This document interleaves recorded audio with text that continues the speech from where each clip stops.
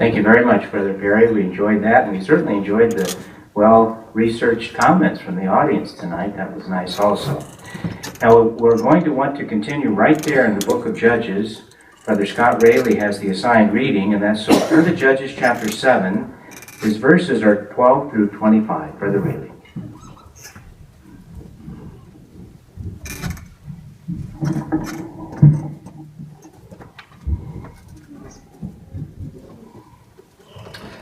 Now Midian and Amalek and all the Easterners covered the valley plain like a swarm of locusts, and their camels were without number, as many as the grains of the sand on the sea shore.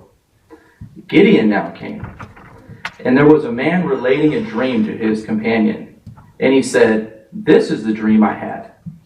There was a round loaf of barley bread rolling into the camp of Midian. It came to a tent and struck it so hard that it collapsed. Yes, it turned the tent upside down, and the tent fell flat." At this, his companion said, "This can only be the sword of Gideon, the son of Joash, a man of Israel. God has given Midian and all the camp into his hand." As soon as Gideon heard him relate the dream and its interpretation, he bowed down to worship. After that, he returned to the camp of Israel and said, "Get up, for Jehovah has given the camp of Midian into your hand." Then he divided the 300 men into 3 bands and gave all of them horns and large empty jars with torches inside the jars.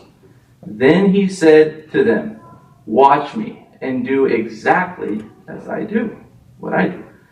When I come to the edge of the camp, you should just as I do.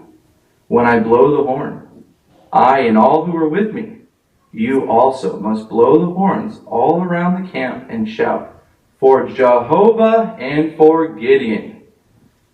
Gideon and the 100 men who were with him came to the edge of the camp at the start of the middle night watch, just after the sentries were posted. They blew the horns, smashed the large water jars that were in their hands. So the 3 bands blew the horns and shattered the large jars. They held the torches in their left hands and blew the horns in their right hands. And they called out, "The sword of Jehovah and of Gideon."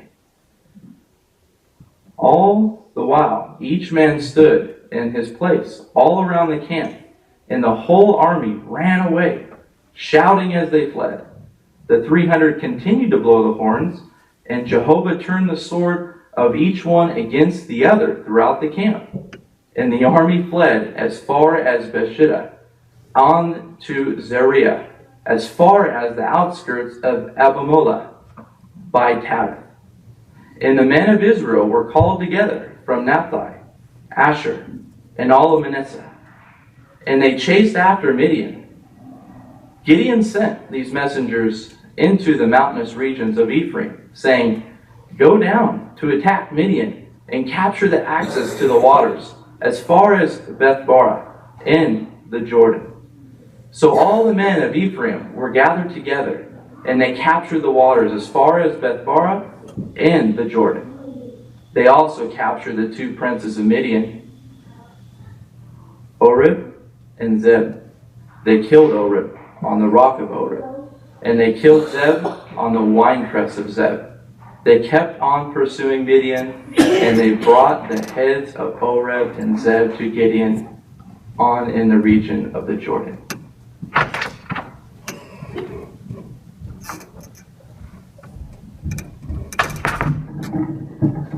I'd like to thank you very much, Brother Raley.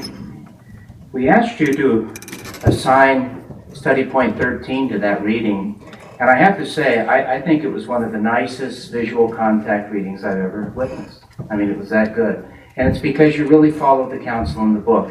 They said we should hold our Bible right up here to where our eye contact can just leave the page and look out at the audience, not down here with our chin.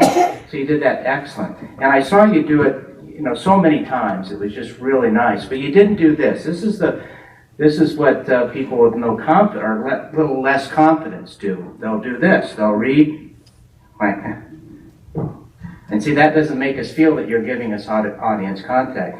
It says it should be in such a way that you're interested in us as an audience. So you did that so nice, because as you would finish a sentence or you'd finish a point, you'd look right at the audience and look around. Maybe they didn't see you because they were reading along with you, but you really did that nice. I have to say that it's a technique that very few of us really ever master, but you're really on your way to doing just that.